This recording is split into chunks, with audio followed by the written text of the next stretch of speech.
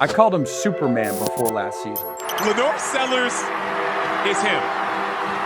All game long, all season long, he has been putting the team on his back. But I was wrong. LaNorris Sellers is not Superman. I don't know what's going on. I really don't. When the plays are there, we're not making them.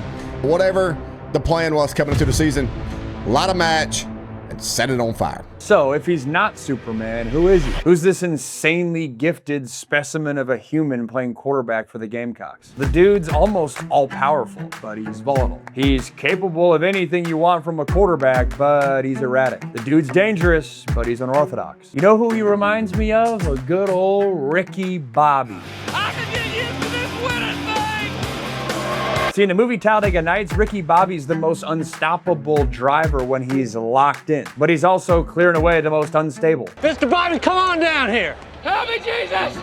He's capable of winning every race. He does things other drivers can't do, but he's also capable of wrecking at any point in time. And it might be fool's errand, but I don't think it is, because this time last year we were saying, yeah, this guy's gonna be a first-round NFL draft pick. So I want to understand college football's Ricky Bobby better. I'm diving into the film to figure out how college football's most dangerous quarterback is gonna show up in 2026. We head to week 12 of the 2025 season. Sellers and the Gamecocks walked into College Station against the number 3 team in the country and somehow blew a 30-0 lead at halftime. Sellers racked up 236 yards of total offense in the first half, in part thanks to a trick play. The reason I'm looking at this game specifically is it's the full LaNorris Sellers experience. But in that first half, it's the top end of that LaNorris Sellers experience. And it starts with his legs. Coming off the bus, the number one thing that you worry about as a defensive coordinator when you're facing number 16 is his mobility. Right here, this defensive end doesn't do his job, crashes down. LaNorris Sellers is out the gate. This is the 5th play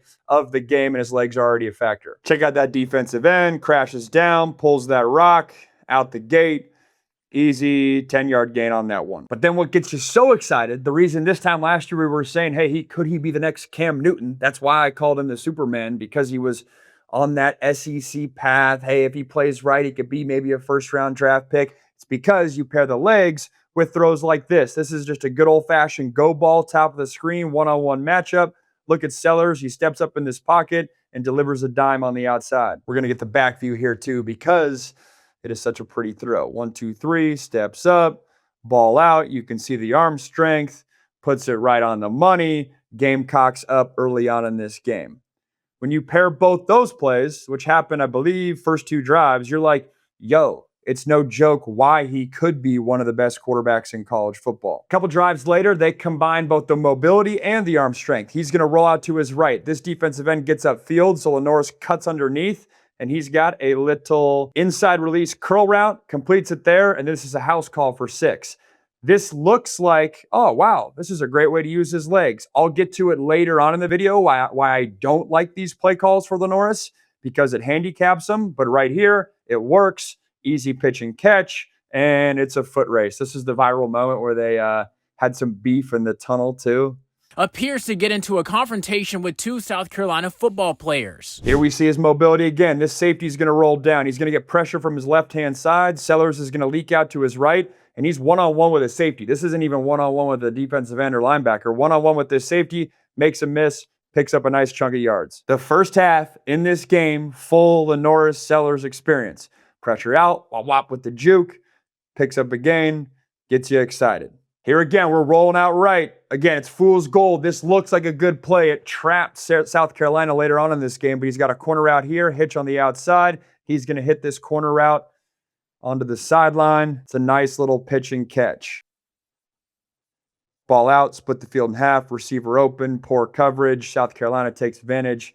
Nice little pitch and catch there. And then the final play in the first half. All these are in the first half. South Carolina's going 4 verts. 1, 2, 3, 4. Sellers doesn't like what he sees. He's got pressure on the inside, pressure on the outside. He cuts up underneath and makes the defense pay with his mobility for like a 12, 15-yard gain, getting them into field goal range. Steps up. I also included the back view here too, because you can see the lane that he sorts through.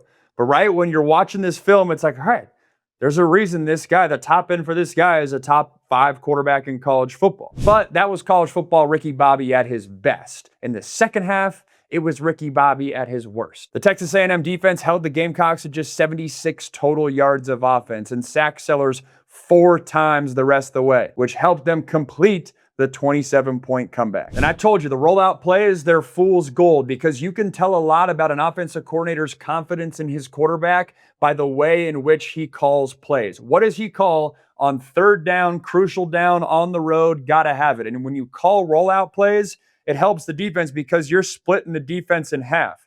You're rolling out to the right. That means the defense only has to defend one half of the field. I would maybe even argue it's 1/3 of the field. When you're really rolling out, you're only looking towards the numbers. A true NFL top-end college quarterback passer, you're not doing that. On 3rd and 7, gotta have it. You're forcing the defense to cover all 53 1/3 yards by the concept that you call. In fact, there was only one pure progression passing concept where you're asking your quarterback to scan the full field, 1 to 2 to 3 to 4 to 5 in the second half. And the only time that happened was when they had to have a 2-minute drive to win the game. Said differently or more concise, South Carolina doesn't trust LaNorris Sellers' processing ability from the pocket as a passer. That's where he needs to level up. Here again, it's 3rd and 6, third quarter, Texas A&M starting their comeback. 3rd and 6, gotta have it. I've said 3rd and 6 like 900 times. I apologize for that. But it's a very key point because they're gonna have a comeback to the outside, a little 5-yard out here. It's a bang-bang play on the outside, ends up being good defense, incomplete pass. You're dividing the field in the 3rd, only forcing the Aggies to defend that 3rd. Yeah, you might be trying to get Sellers' legs involved, but they've seen this before. It's an incomplete pass. The OC, the very next 3rd down, it's 3rd and 7, is like, Max, you know what? You're right. I'm handicapping myself by only forcing the defense to defend a 1/3 of the field. I got a big-time quarterback. Let me trust his ability to process, and let me tee up a more true conventional passing concept. They got vertical route. And then right here, they got like a little 1-step slant. I say conventional passing concept, but I think these receivers, they're not even in the concept. They're just running them off to try to get this receiver wide open. And unfortunately, he is wide open on 3rd and 7 as Texas A&M's mounting a comeback. And LaNorris Sellers goes straight Randy Johnson and just fastballs it 4 feet over his head. So much so the receiver's looking back at him like, wait, was that ball to me? One more time with this throw. He's open. He's there. This is a 1st down. There's room to run. We'll get the back view as well, but just skies it over his head. It's one thing to process. It's also the, timidness with letting that ball go. Don't aim it. Put it right on your guy. And then the last play, they're down 1. It's 30-31.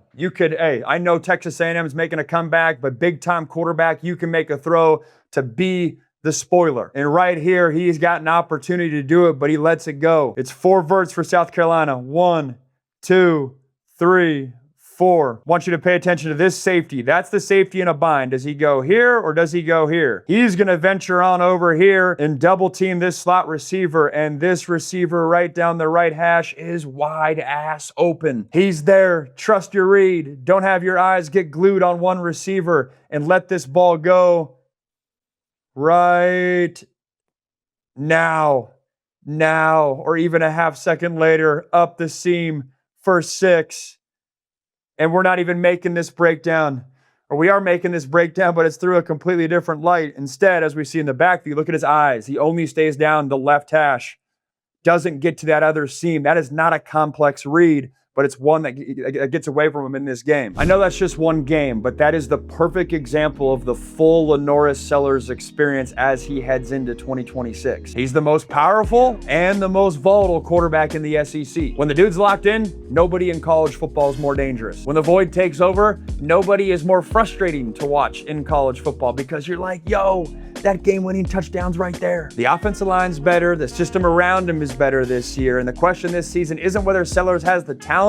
We already know the answer to that. The question is whether he can stay out of the void long enough to show the world what we saw on film back in 2024. If you made it this far, drop your prediction down in the comments. And if it's your first time on this channel, welcome. Do me a solid and like this video and subscribe to the channel to not miss any breakdowns, and hang around for the video on the very next frame. It's recommended just for you. See you next time.